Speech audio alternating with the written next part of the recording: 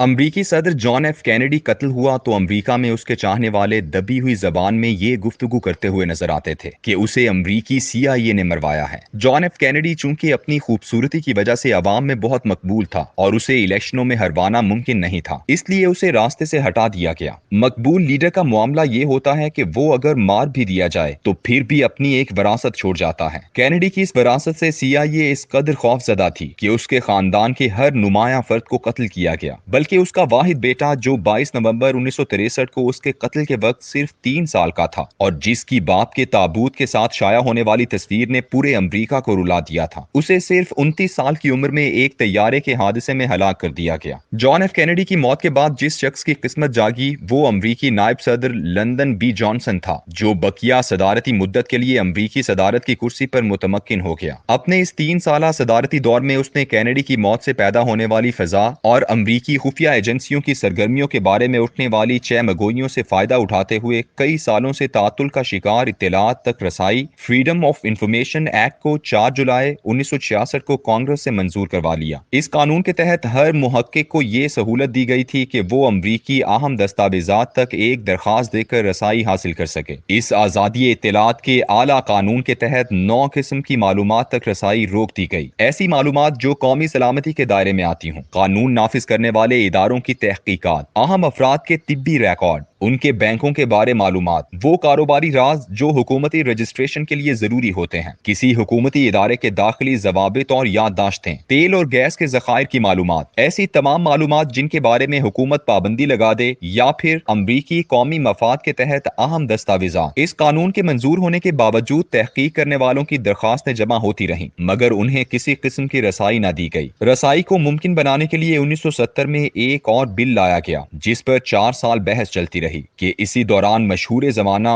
Watergate scandal आ गया, जिसमें सदर रिचर्ड निक्सन की पार्टी के लोगों ने मुखालिफ पार्टी के हेडक्वार्टर से मालूमात चुराई थी। एक हंगामा खड़ा हुआ और रिचर्ड निक्सन को इस्तीफा देना पड़ गया। यूं एक और नायब सदर जेराल्ड फोर्ड की किस्मत जागी और वो बकिया मुद्दत के लिए सदर बन गया। उसने अपनी पार्टी को आने वाली बदनामी से बचाने के लिए इस जेर बहस बिल को वीटो कर दिया, लेकिन कांग्रेस ने उसके वीटो को मुस्तरद करते हुए 19 फरवरी 1975 को इस बिल को मंजूर तो कर लिया, मगर अमल दरामद मुमकिन ना हो सका। जब अमरीकी सदर बिल क्लिंटन इन खुफिया एजेंसियों के हाथों मोनिका लेविंस्की वाली साजिश का शिकार हुआ तो इस दफा उसकी बीवी समेत पूरी पार्टी ने उसका साथ दिया। गुस्से में बिफरे कांग्रेस के अरकान ने 27 अक्टूबर 1996 को मालूमात तक रसाई का बिल पास कर दिया। इन गुज़श्ता 30 सालों से तहकीक करने वालों की जेरे इल्तिवा 50,000 दरखास्तों की सुनी गई। अमरीकी इंतजामिया ने 1 करोड़ दस्तावेजात तक रसाई के लिए 1985 में कायम करदा नेशनल सिक्योरिटी आर्काइव्स को जॉर्ज वाशिंगटन यूनिवर्सिटी में मुंतकिल कर दिया ताकि लोग आसानी से मालूमात हासिल कर सकें। आज नेशनल सिक्योरिटी आर्काइव इंटरनेट के जरिए दुनिया भर से मुंसलिक है और हर कोई अपनी जरूरत के मुताबिक इन तमाम दस्तावेजात तक रसाई हासिल कर सकता है जिन्हें अमरीकी एक अरसा गुजरने के बाद शाया करते हैं। ये उन तमाम खुफिया मालूमात का शायद 1% भी नहीं है जो अमरीकी CIA की दुनिया भर में अपनी कार्रवाइयों के बारे में उसके अपने पास महफूज हैं। फिर भी अमरीका के दफ्तर खारिजा के दस्तावेजात में से चंद मुंतखब गुफ्तगू और वो मेमो जो उन्होंने दीगर मुल्कों के सफीरों को तहरीर किए हुए हैं वो मौजूद हैं। इन दस्तावेजात से अमरीकी हुक्मरानों के मिजाज, उनकी रऊनत और गुफ्तगू के दौरान उनकी बदजबानियों का अंदाजा हो जाता है। 1971 की पाक भारत जंग और बांग्लादेश के कयाम के अहम वाक़े से मुताल्लिक बेशुमार दस्तावेजात मंजर आम पर लाई गई हैं। उनमें भारत और उसकी वज़ीर आज़म इंदिरा गांधी से मुताल्लिक कागजात के मुताले से बखूबी अंदाजा किया जा सकता है कि पाकिस्तान में आजकल जिस खत का तस्करा है उस खत में अमरीकी दफ्तर खारिजा ने जैसी गुफ्तगू लिखवाई थी वो कैसी होगी। यही वजह है कि साजिश कहें या मुदाखलत, कोई भी इस खत को अवाम को दिखाने की जुर्रत नहीं कर रहा। भारत पाकिस्तान जंग 1971 की दस्तावेजात को 34 साल बाद 29 जून 2005 को मंजर आम पर लाया गया। ये दस्तावेजात कई 100 सफहात पर मुश्तमिल हैं। इनमें अमरीकी बदजबानी देखने के लिए वो गुफ्तगू अहम है जो सदर निक्सन और वजीर खारिजा हेनरी किसिंजर के दरमियान हुई। 5 नवंबर 1971 को भारतीय वजीर आजम इंदिरा गांधी जब अमरीकी दौरे पर गई तो उसने मशरकी पाकिस्तान से हिजरत करने वालों के बारे में आलमी राय आमा हमवार करने की कोशिश की, जिसे अमरीकियों ने रूस की एक साजिश समझा। जब मीटिंग खत्म हुई वो अपने होटल रवाना हुई तो उसके बाद निक्सन और किसिंजर के दरमियान जो गुफ्तगू हुई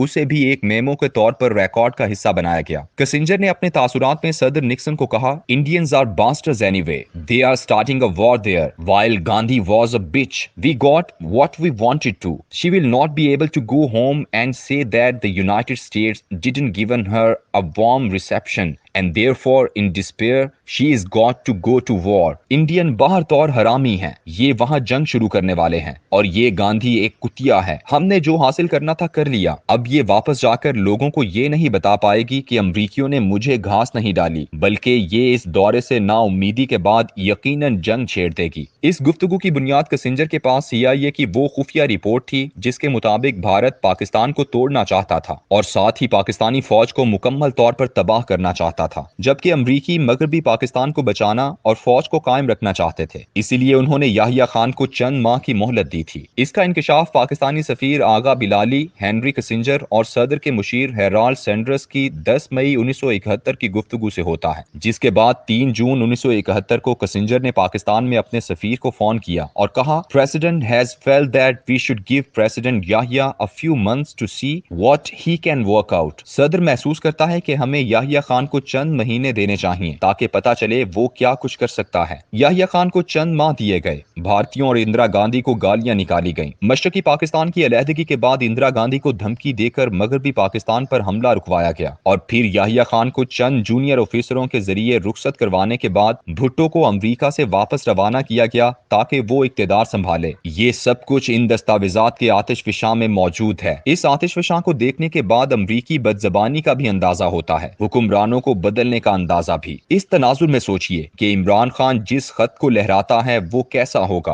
फर्क सिर्फ ये है कि वो हुक्मरान जो अब इक्तदार में लाए गए वो गुज़श्ता 30 साल से ऐसी गुफ्तगू सुनने के आदी हो चुके थे, जबकि इमरान खान इसका आदी नहीं था, भड़क उठता था, इसलिए तब्दील कर दिया गया।